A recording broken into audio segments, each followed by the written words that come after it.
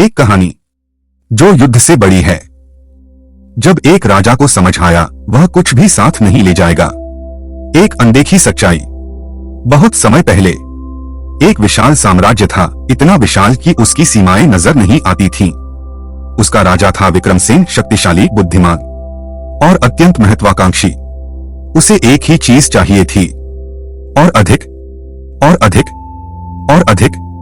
उसके लिए युद्ध केवल एक साधन था और विजय उसका लक्ष्य। युद्ध का आरंभ। एक दिन राजा विक्रमसेन ने अपने मंत्रियों से कहा, पड़ोसी राज्य छोटा है, कमजोर है। यदि हम उस पर आक्रमण करें तो हमारा साम्राज्य और बड़ा हो जाएगा।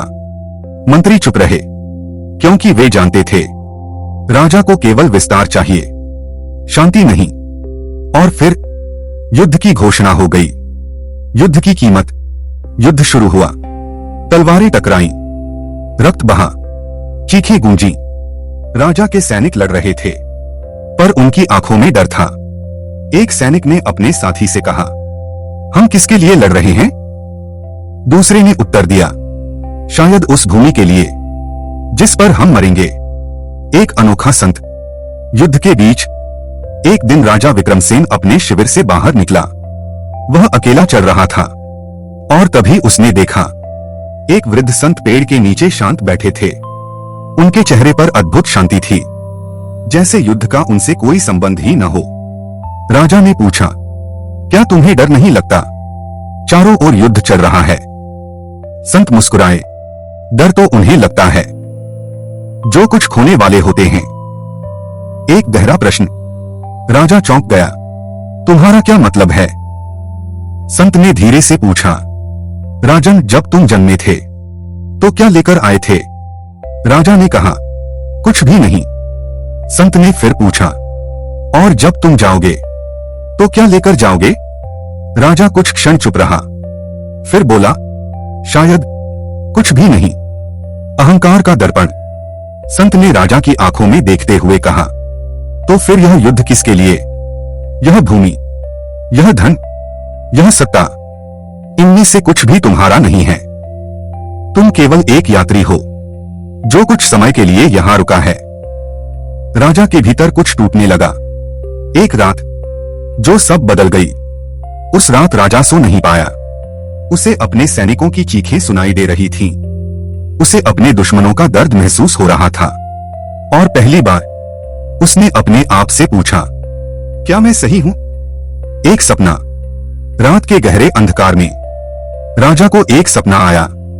उसने देखा कि वह मर चुका है और उसके सामने दो रास्ते हैं, एक उजाले की ओर और एक अंधकार की ओर। वह अपने खजाने, अपनी सेना, अपनी सत्ता को साथ ले जाना चाहता था, पर उसके हाथ खाली थे। एक आवाज आई, तुम्हारे साथ केवल तुम्हारे कर्म जाएंगे। जागृति। राजा अचानक जाग गया। उसका शरीर कांप रहा था और आंखों से आंसू बह रहे थे।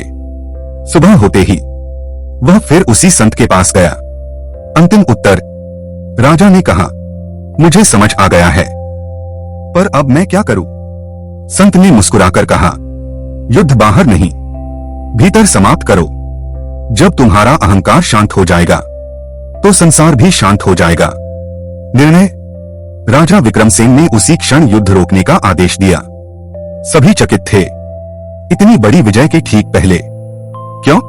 राजा ने कहा, क्योंकि अब मुझे समझ आ गया है कि यह विजय नहीं, विनाश है, परिवर्तन। धीरे धीरे सैनिक अपने घर लौटे, दुश्मन मित्र बन गए और राज्य में शांति स्थापित हो गई। राजा अब पहले जैसा नहीं था। वह अधिक विनम्र था, अधिक करुणामय और अधिक जागरूक। एक अमर संदेश।